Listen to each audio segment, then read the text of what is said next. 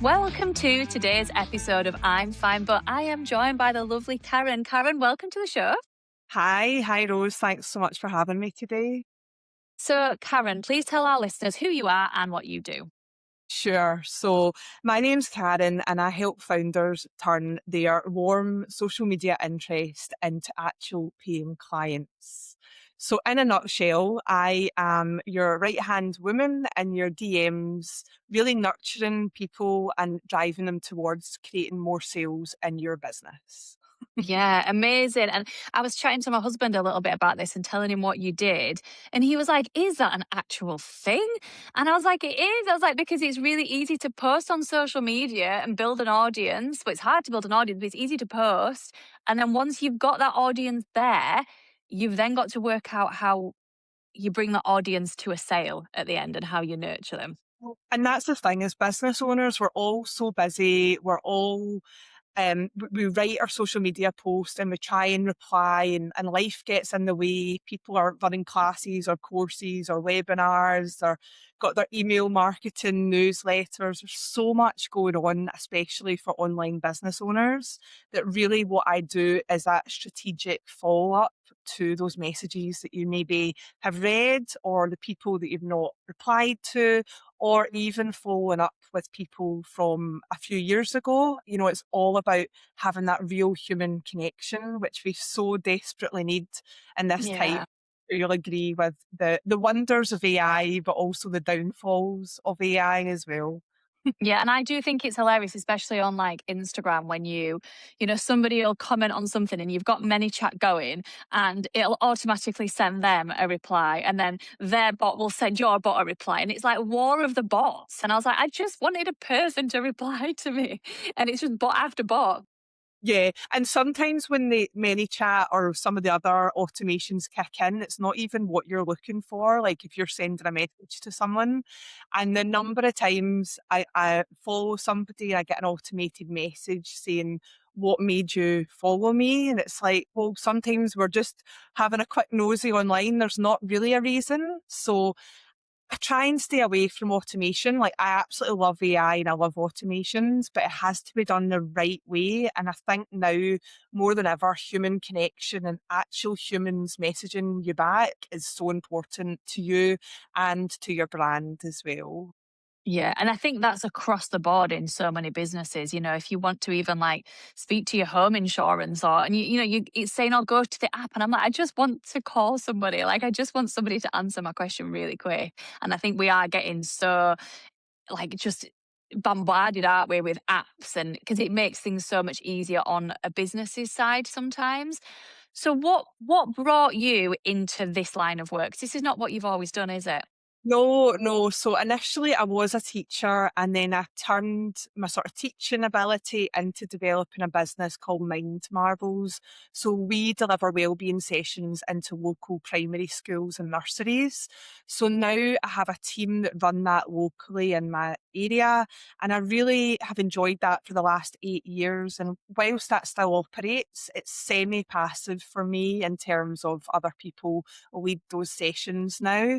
But what really interested me during my time with Mind Marvels and as it continues is how complicated council systems are, the bureaucracy, how to get an invoice paid. You're constantly chasing. And I really thought about what my new business would be and who it would help. And I came to the realization that I wanted to work with predominantly female founders who have the sort of 6 to 7 figure businesses that are really overwhelmed with their DMs are following up, their stories that people are looking at and then they're not engaging with. So it's really how we draw that interest and turn that into money on the table for all these founders as well. So long story short, I think the hassles of councils and invoicing in that way drove me to think actually I could work this and create sales for other people in a much more efficient and easy way. Yeah, because it does. It gets so overwhelming sometimes, especially if you are sort of juggling so many different plates and doing everything yourself, and then you can forget quite easily about an invoice that actually well, you need that invoice because that invoice is going to pay for next month's wage. So it is, you know, you're juggling so many different things, and it is really important to have that support system. Definitely, definitely. And I think people confuse what I offer with maybe having a VA or having somebody doing sort of inbox management. And I think what stands me apart is that it's really strategic, it's human led, but also we know how to drive sales and businesses and not in a sleazy sort of time pressured way. It's just having those real conversations with people and being genuinely curious. Like I love talking to people. In fact, my school reports would say that I couldn't, I wouldn't shut up and they weren't wrong. But I love having that connection, especially now, especially in this era where AI is so predominant in our society. So, can you explain to our listeners, if they don't know, the difference between what a VA does and what you do?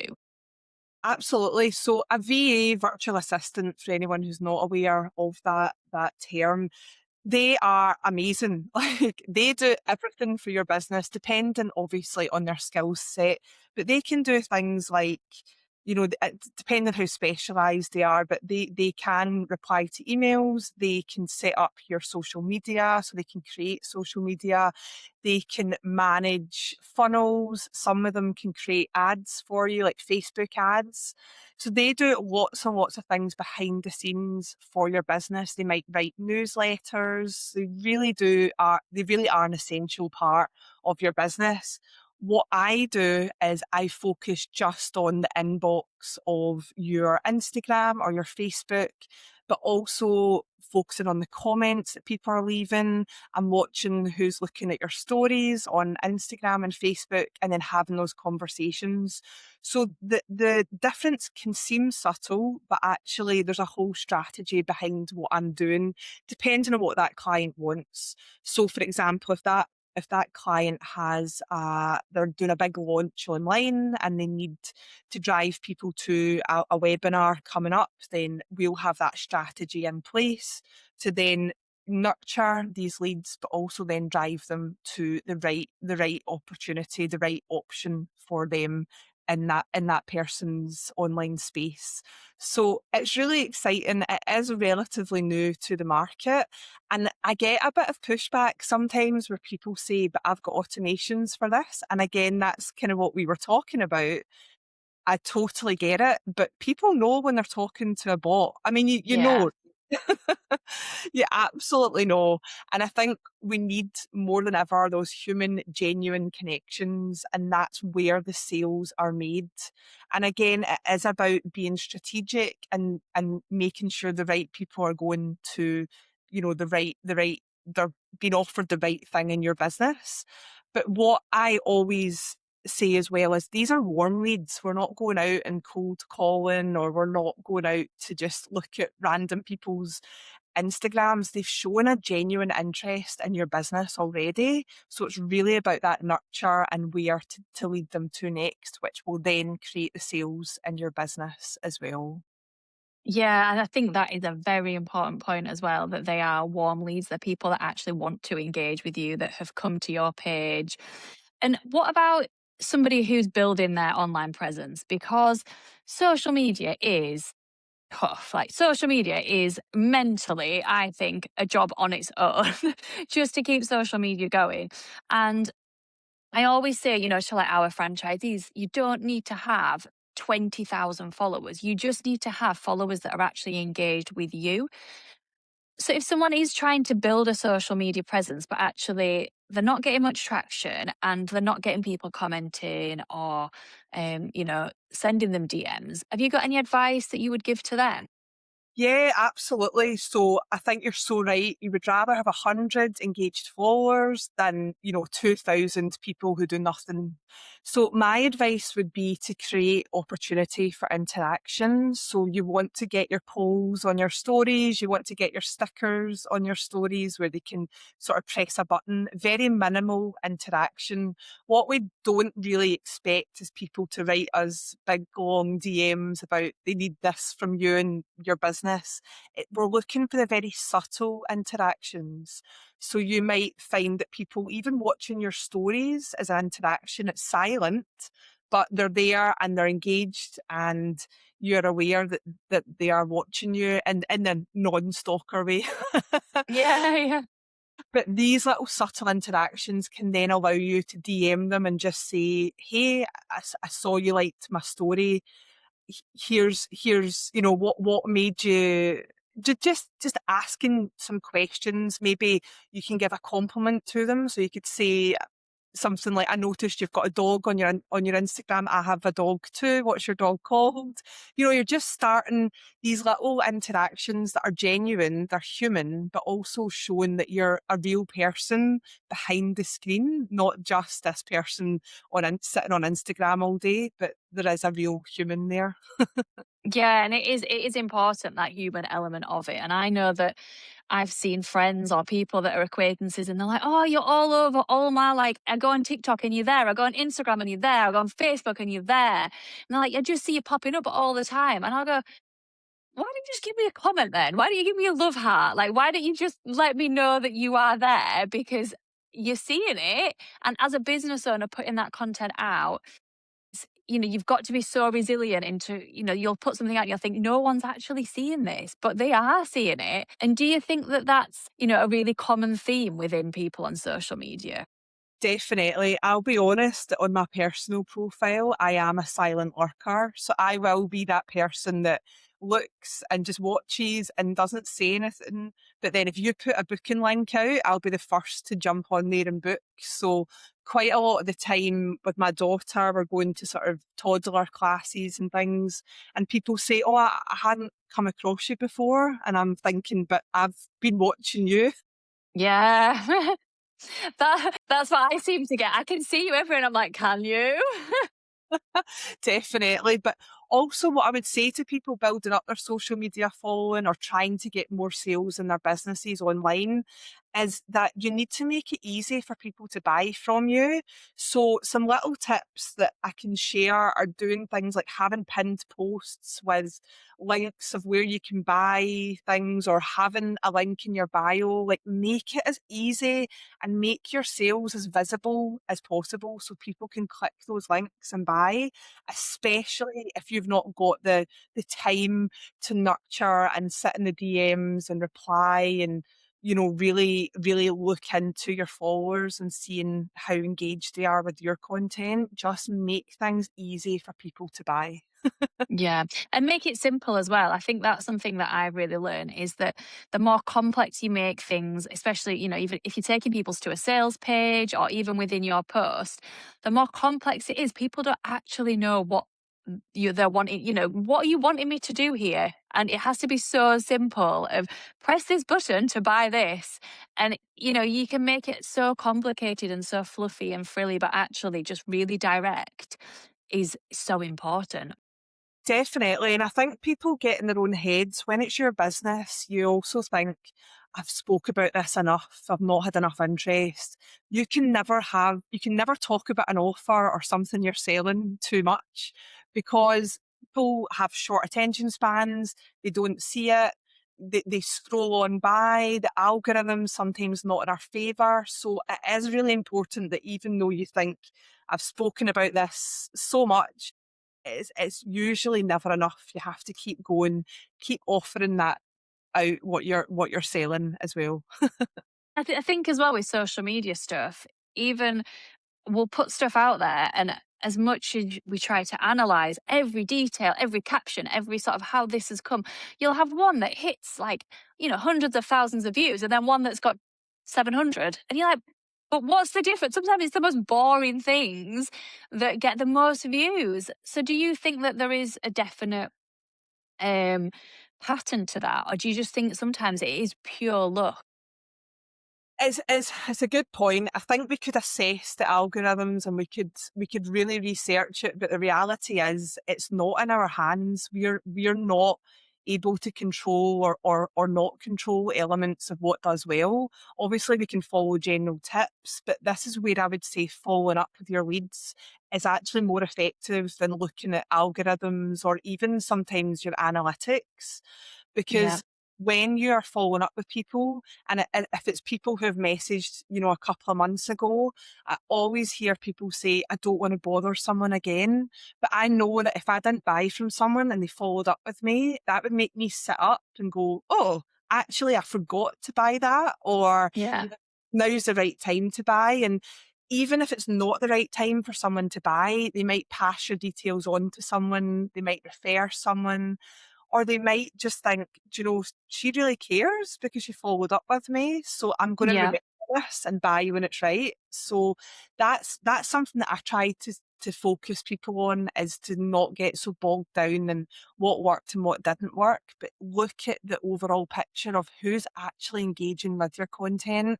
And it might not be, might not have a stream of messages, but you will have the people watching your stories, interacting with you through polls, even sharing your posts as well. So I would take time every day to really hone in on that, and follow up with those people, definitely. Yeah, and I think that having, somebody like yourself that as well can look at language. So even like a DM from somebody that says that phrase that you use, oh, I don't want to bother you, but you're already putting that seed of thought in that you are bothering somebody. So it's just having someone to construct the messaging so it actually is really clear Yeah. and you are sending the right message. Now, you've started this whole new business from scratch. What kind of brought you to this point to start something completely new? Was it just that interest in the council and thinking actually there's a gap here? I think after my daughter was born 2 years ago, that totally changed how I perceived life and business. And when I had initially wanted to build big teams and launch Mind Marvels, nationwide, that urge and that desire to do that was quickly overtaken by wanting to be at home with my daughter more, Yeah. and really look for a way that I could be of service to people.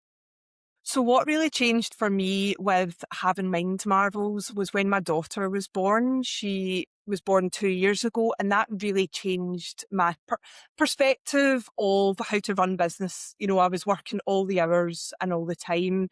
And I really realised that as much as I have my own teams and Mind Marvels, it meant I could then take time to find something new where I could help people in a different way. So what I really wanted to hone in on was how I could impact female business owners online. And I love helping people, like it's just such a natural part of me. So whilst I've worked with children for a long time, this seemed like the next natural step.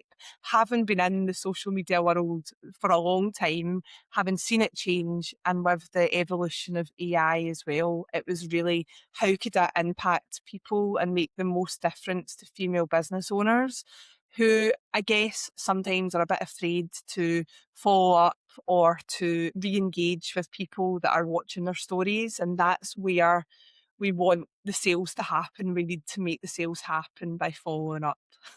Yeah, and it's such a big difference. I know, we've got my company that I started when I was 17, it still runs all the classes that our franchise runs as well.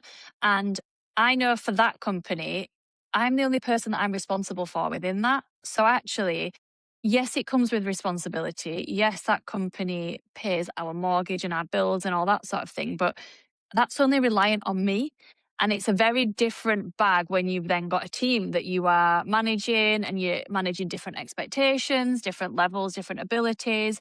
And I think there is something really important to be said about just having you to sort out. So you are the one that's driving your business forward and you can do as little or as much as you need to or want to in order to grow and scale the way that, works with you and your daughter.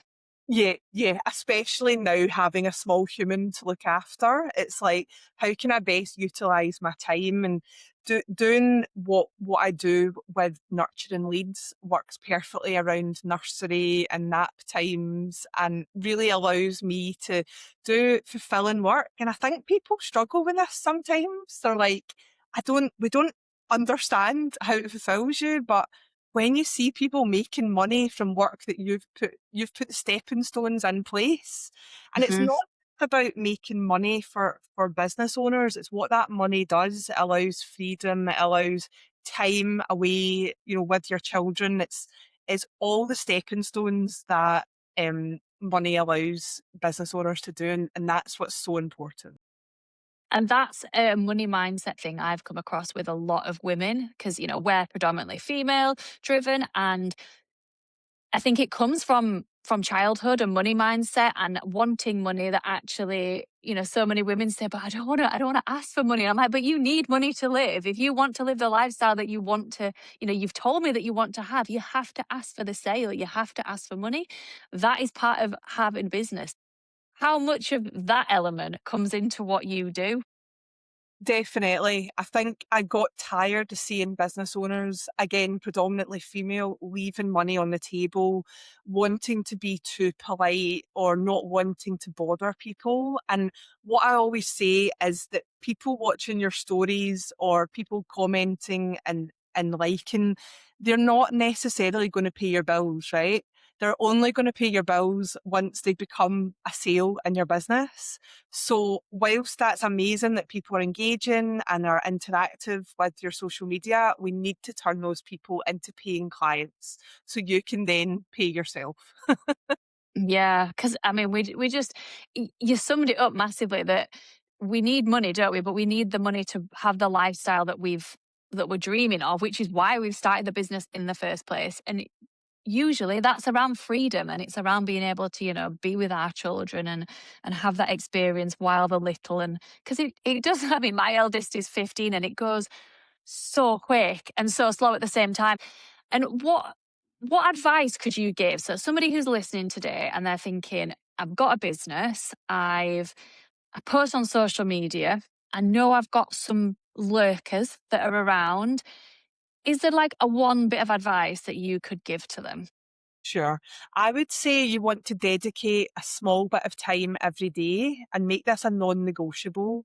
So 20 minutes, half an hour, even 10 minutes a day to just go into the back end of your Instagram, your Facebook, whatever social media platforms you're using, and just see who's liking, commenting, following, even just viewing a story, and just send them a message and just come up with something that feels right for you. Yes, you can follow a script, but the script needs to be genuine for what you would say. We don't want to sound like a robot. Yeah. But you just ask them a question or say, thanks for watching my story. Is there a part of my business that interests you? Just make that small conversation. And if they don't reply, it's not a big deal. What you might want to do further down the line is follow up again, but it's just, we're not going in saying, here's my booking link, buy from me now. It's building, like I've said, the kind of genuine connections. So I would really dedicate a small chunk of time every day and keep that consistent so that it's a non-negotiable, because you will go out and you will do your social media content, you will write, complete your invoices, you'll post stories, but are you then doing the other parts that actually make the sales? And that's the most integral part of what you do, besides obviously creating the content for people to engage with to start with. We monitor the algorithms, we monitor what's working, we monitor what isn't working. And we did a huge sort of campaign on not selling on social media. So I know there was a point when there was, the certain words like book or what was the other one? There was a really big word. They're free. There was a list that we put out and we were like, if you put these in there, you're less likely basically to put forward. So we did a whole drive on actually doing really organic content and stuff that's going to resonate with the audience.